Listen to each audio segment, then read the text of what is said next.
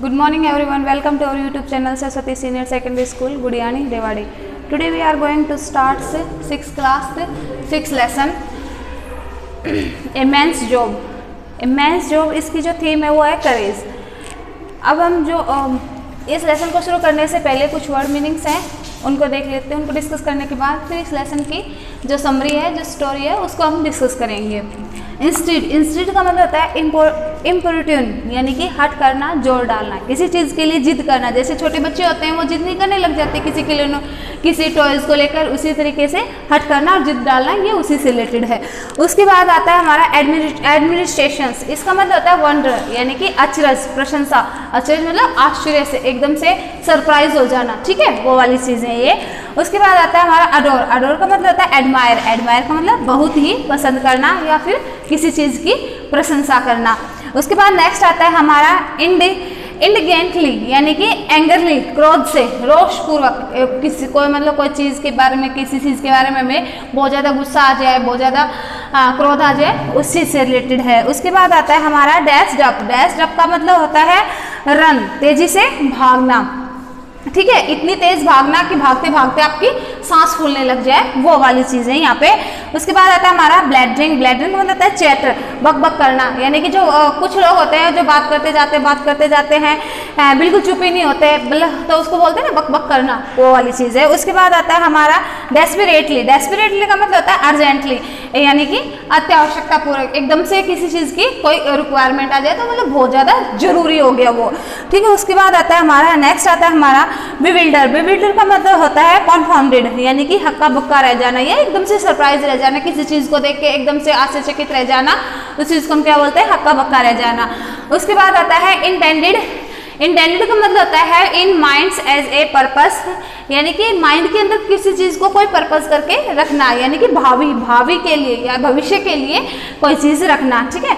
उसके बाद आता है हॉस्टल्स। हॉस्टल्स का मतलब होता है एडवर्स। एडवर्स का मतलब होता है शत्रुतापूर्ण, विरोधी, यानी कि किसी के साथ बहुत ही ज़्यादा शत्रुता होती है या विरोधी होता है किसी चीज़ का, उसके बारे में बात करता है। उसके बाद आता है क्यूरियसली। क्यूरियसली के बाद आता है कंजर्वेटिव। कंजर्वेटिव का मतलब होता है सावधान, ठीक है, किसी चीज़ के बारे में अवेयर रहना।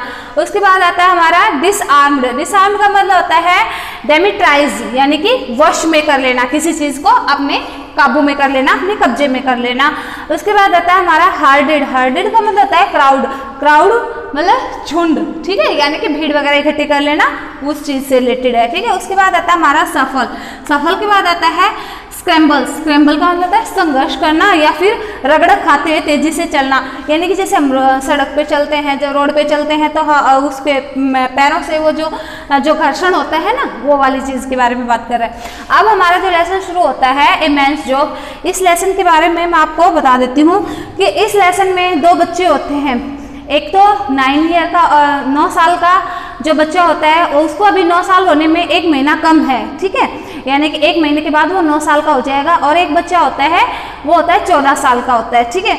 उसमें एक बच्चा होता है निखिल, जो कि 9 साल का है, उसको 9 साल का होने में 1 महीना कम है। और जो दूसरा है रोहन। रोहन है वो 14 साल का है। तो निखिल है वो रोहन को रोहन भैया कहकर बुलाता है। तो जैसे हमारा लेसन शुरू होता है तो निखिल अपने हाथों में रोहन अपने हाथों में बैट, बॉल और विकेट लेके जा रहा होता है। और जो निखिल है वो कहता है कि रोहन भैया क्या आप क्रिकेट खेलने के लिए जा रहे हैं? तब रोहन कहता है कि हाँ मैं क्रिकेट खेलने के लिए जा रहा हूँ। तो निखिल कहता है कि भैया मुझे भी अपने साथ ले चलो।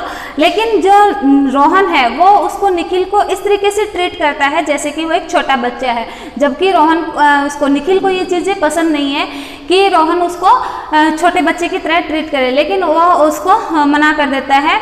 रोहन उसको निखिल को मना कर देता है और कहता है कि ये क्रॉक की बॉल है और इससे तुम नहीं खेल सकते।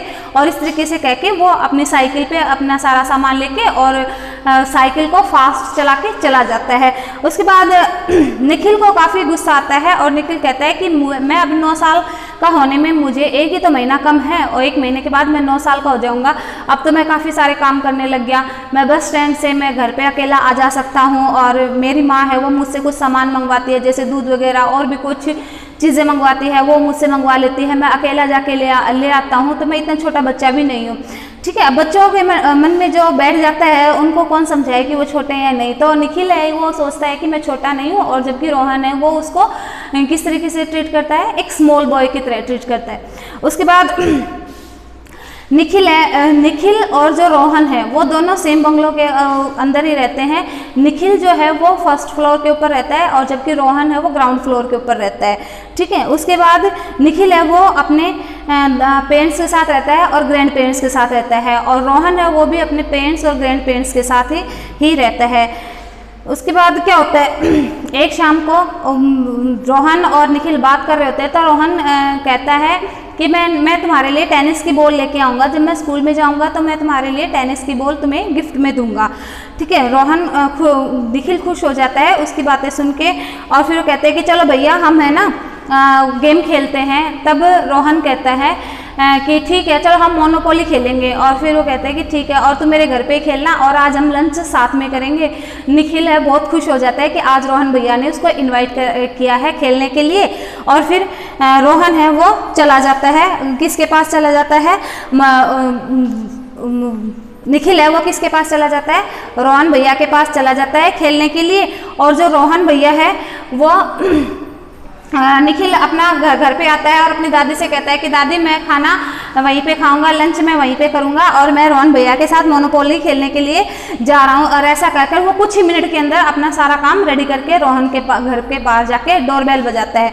जब वो डोरबेल बजाता है तो डोरबेल कोई नहीं खोलता, तो यहाँ पे जो निखिल है वो आश्चर्य के अंदर रह जाता है कि अभी 5 मिनट पहले तो रोहन भैया ने मुझे खेलने के लिए इन्वाइट किया था और अभी वो दरवाज़ा नहीं खोल रहे। उसके बाद फिर वो बार बार डोरबेल बजाता है, उसको काफ़ी टाइम हो गया डोरबेल बजाते, लेकिन अंदर से कोई आवाज़ नहीं होती। तो वो अपना कान लगा के दरवाजे के पास सुनता है, तो उसको फुटप्रिंट्स की आवाज़ सुनती है। ठीक है। पैरों के आहट सुनती है। तो फिर वो जाके खिड़की के पास जाता है और रोहन को देखता है, तो रोहन उससे बात करता है और कहता है कि हमें यहाँ पे चोरों ने, डाकुओं ने पकड़ लिया है, हमारे घर को भी उन्होंने सब उनके पास गन है और उन्होंने हमें गन पॉइंट के ऊपर रखा हुआ है। तब निखिल कहता है कि ठीक है तो मैं तुम्हारे लिए कुछ करता हूँ। तो रोहन कहता है कि क्या तुम कर पाओगे। निखिल कहता है कि हाँ मैं तुम्हारे लिए कुछ करता हूँ। ठीक है। उसके बाद जो निखिल है वो भाग कर जाता है, इतनी तेज़ दौड़कर कहाँ जाता है, पुलिस स्टेशन जाता है। पुलिस स्टेशन जाकर कहता है कि वहाँ पे है ना आपको चलना है, और वहाँ पे रोहन भैया को पुलिस ने पकड़ लिया है। और वो इतना हड़बड़ा हुआ होता है कि वो कुछ बोलने लग जाता है हड़बड़ाहट में, लेकिन फिर वो थोड़ा शांत होकर बताता है। लेकिन पुलिस वाले कहते हैं, वो उसको छोटा बच्चा समझ के फिर वो उसको अवॉइड कर देते हैं, कहते हैं कि तुम जाओ यहाँ से, हमें अपना काम करने दो, हमारे पास फालतू का टाइम नहीं है, और तुम जाकर घर पे खेलो, वरना तुम्हारे माँ बाप हैं वो तुम्हारे लिए चिंता कर रहे होंगे, पता नहीं बच्चा कहाँ गया। अब निखिल है सोचता है कि अगर मैं इनको नहीं लेके गया तो वहाँ पे रोहन भैया के साथ कुछ भी हो सकता है, उनके परिवार के साथ कुछ भी हो सकता है। तब निखिल क्या करता है कि वहाँ पे इधर उधर देखता है, वो पूरे कमरे के अंदर नज़र घुमाता है, तो उसको वहाँ पे एक वॉच मिल जाती है, और वो उस वॉच को लेके इतनी जल्दी भागता है कि जाके कहाँ पे रुकता है, सीधे रोहन भैया के घर पे ही रुकता है, क्योंकि रोड खाली होता है। तो इस वजह से रोहन को कोई भी रास्ते में नहीं रोकता, और दो पुलिस वाले उसके पीछे लगे हुए होते हैं। और फिर वो रोहन भैया के घर जाके और वो कहते हैं कि सर मुझे चोर मत समझिए, और मैं रोहन भैया की जान बचाने के लिए मैं वहाँ से वॉच लेके आया था, और इस वजह से आप मेरी बात नहीं सुन रहे थे, इस वजह से मुझे वो वॉच लेके भागना पड़ा। तो पुलिस वाले हैं वो अपने उसमें जेब में से एक कागज़ निकालते हैं और उसके ऊपर कुछ लिख के और कहते हैं कि तुम जाके ये पुलिस स्टेशन में दे के आओ। तब निखिल फिर जाता है और फिर से जाके वो जो पेपर है वो जाके वहीं उनको देख के आता है, पुलिस स्टेशन में जाके देख के आता है। पुलिस स्टेशन में जैसे ही निखिल फिर जाता है तो पुलिस वाले कहते हैं कि इसको पकड़ो ये चोर है। तो वो कहता है कि मैं चोर नहीं हूँ, जो तुमने मेरे पीछे जो 2 पुलिस वाले लगाए थे उन्होंने कुछ लिख के दिया है, और उस पर लिखा हुआ होता है कि यहाँ पे डाकू घुस आए हैं और हमें आपकी मदद चाहिए, पुलिस टीम चाहिए, पूरी पुलिस फोर्स चाहिए। तो इस तरीके से क्या करते हैं वो पुलिस वाले हैं वो पूरी पुलिस फोर्स लेके उस घर को चारों तरफ से घेर लेते हैं। और फिर जो निखिल है वो जाके फिर डोरबेल बजाता है। जब डाकू हैं वो दरवाज़ा खोलते हैं तो वो देखते हैं निखिल छुप जाता है डोरबेल बजा के। वो इधर उधर बाहर झाँक के देखते हैं तो उन्हें कोई भी नज़र नहीं आता। तो उस टाइम पे जो डाकुओं का जो सरदार होता है, यानी कि जिसने दरवाज़ा खोला था, वो उनको इशारा कर देता है और कहता है कि आ जाओ, कोई भी नहीं है। और इस तरीके से पूरे के पूरे जो डाकू है वो बाहर आ जाते हैं और वो पकड़े जाते हैं। और इस तरीके से निखिल ने रोहन भैया की जान निखिल जो है वो रोहन भैया की जान बचा लेता है। और रोहन भैया है और उसके जो पेरेंट्स हैं वो बाद में पुलिस वालों को धन्यवाद देते हैं। पुलिस वाले कहते हैं कि हमारा धन्यवाद मत करो, क्योंकि तुम्हें बचाने वाला ये छोटा सा बच्चा है। अगर इस बच्चे का प्रेजेंस ऑफ माइंड वहाँ पे काम नहीं करता, अगर ये वॉच वहाँ से लेके नहीं भागता, तो शायद हम तुम्हें नहीं बचा पाते और शायद तुम्हारे साथ कोई भी इंसिडेंट हो सकता था। तो इस वजह से सब लोग उसकी निखिल की तारीफ करते हैं और निखिल को धन्यवाद देते हैं। और उसके बाद से रोहन ने निखिल को छोटे बच्चे की तरह ट्रीट नहीं किया और वो उसको अपने साथ ही खेलने के लिए लेके जाता था, अपने साथ ही रखने लग गया था। और इस लेसन की जो थीम है उसको, इस थीम जो है वो करेज के रूप में बताया गया है कि इस लेसन की जो थीम है करेज है। तो करेज बेटे साहस किसी के अंदर भी हो सकता है, उसमें ये नहीं देखा जाता कि छोटा बच्चा है या नहीं है। साहस किसी का भी हो सकता है, वो किसी उम्र को नहीं देखता, ना ही किसी बच्चे को देखता है। वो किसको देखता है, वो ये देखता है कि वहाँ पे आपका जो माइंड है वो कितना प्रेजेंट रहता है, ठीक है, कितना आप प्रेजेंट होके वहाँ पे काम करते हो, इसी चीज़ को देखता है। और जो निखिल है, निखिल का जो माइंड है वो क्या है, प्रेजेंस ऑफ माइंड बताई गई है इस लेसन के अंदर। यानी कि मेंस की जॉब क्या है कि उस टाइम पे निखिल को क्या सही लगा, निखिल को ये सही लगा कि रोहन भैया को बचाने के लिए उनको क्या चाहिए, उनको पुलिस वाले की मदद चाहिए। और पुलिस वाले उनकी मदद कर नहीं रहे थे, निखिल के पास कोई प्रूफ था नहीं कि रोहन भैया के घर पे डाकुओं ने हमला कर रखा है। तो इस वजह से वो पुलिस वालों की घड़ी लेके भाग जाता है, जिसके पीछे 2 पुलिस वाले लगे हुए होते हैं और इस तरीके से वो उनको बचा लेता है, ठीक है। तो करेज किसी के अंदर भी हो सकता है, वो एज के अंदर मैटर नहीं करता। वो ये नहीं देखता कि ये 2 साल का बच्चा है, ये 5 साल का बच्चा है, 10 साल का बच्चा है या 20 साल का है, ठीक है। करेज आपके अंदर भी हो सकता है, हमारे अंदर भी हो सकता है। वो उस टाइम पे जैसी सिचुएशन होती है, उस सिचुएशन को आप किस तरीके से हैंडल करते हो, इन चीज़ों के बारे में इस लेसन के अंदर बताया गया है। और इसी के साथ हमारा जो लेसन है वो खत्म होता है। छोटा सा लेसन है, सिंपल सा है और ज़्यादा टफ नहीं है। अगर आप इसको ध्यान से पढ़ोगे, आराम से पढ़ोगे तो इजीली समझ में आ जाएगा। Thank you, have a nice day.